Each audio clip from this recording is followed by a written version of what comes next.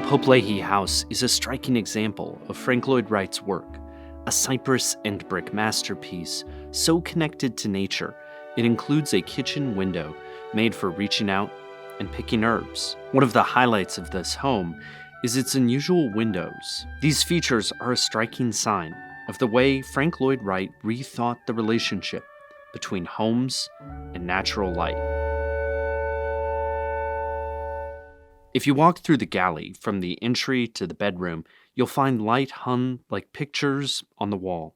The most distinctive windows in this house, the perforated windows, are called clerestory windows at the top, an old technique that Wright embraced. They bring natural light into the room from ceiling height, preserving privacy and lighting the room more broadly. The subtle effect echoes that of the recessed lighting that he favored. These perforations were designs Wright made as an evolution of his stained glass windows, like these ones in a 1921 house that Wright built.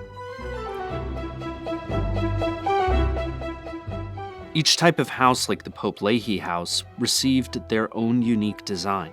Later, he simplified even more with glass set into concrete blocks. I could not believe that I found this model.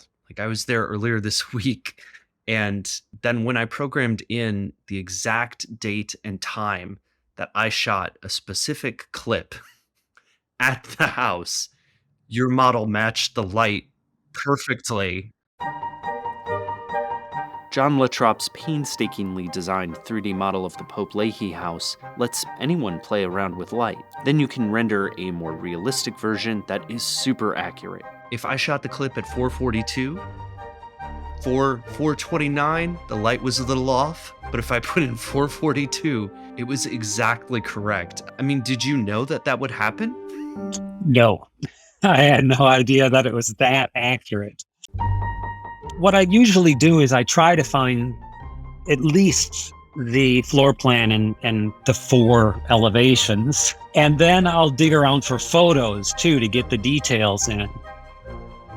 So for the design of those perforated windows, were you able to just look at pictures and then in SketchUp kind of carve out the proper pattern?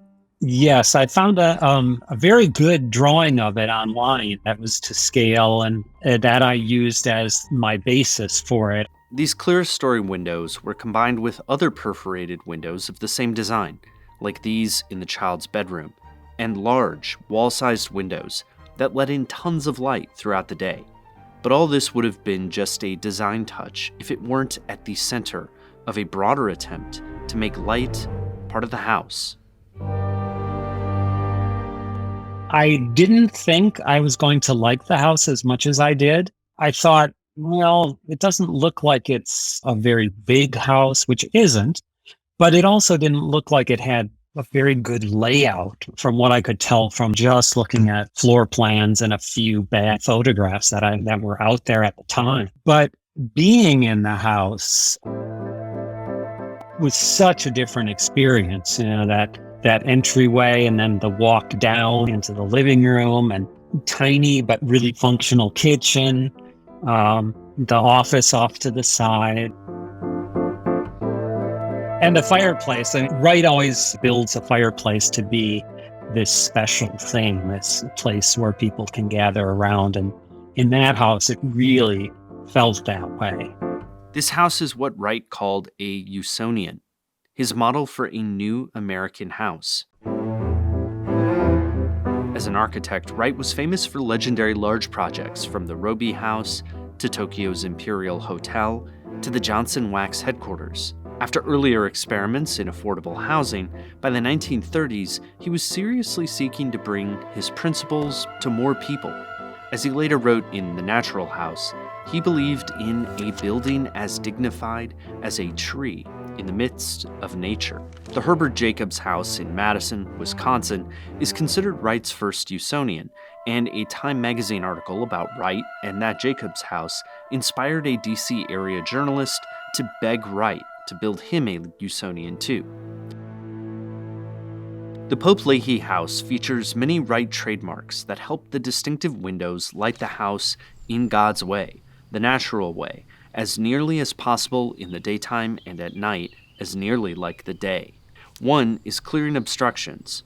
A relatively open floor plan lets light travel.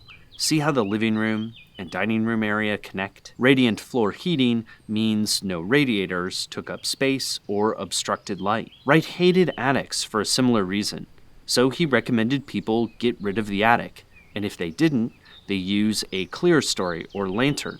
Instead of a garage, this house features an open-air carport as well. Shade, via trellises, offered occupants flexibility. And perhaps most importantly, the unadorned walls. No paint, no plaster, no curtains, unless by special request, put the pattern of light at the center of the adornment for the house.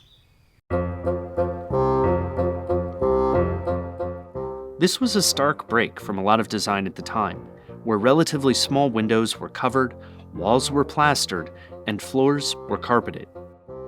House Beautiful magazine put together demonstration homes in the Plaza Hotel.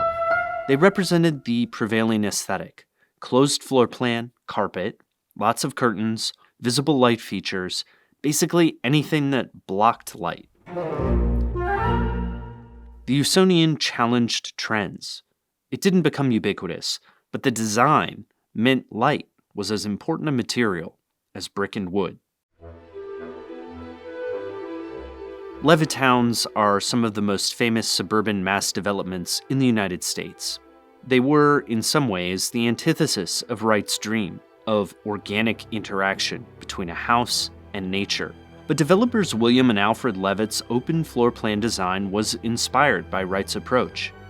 The Levittowner, in particular, copied natural light design elements like carports, window walls, and even high windows.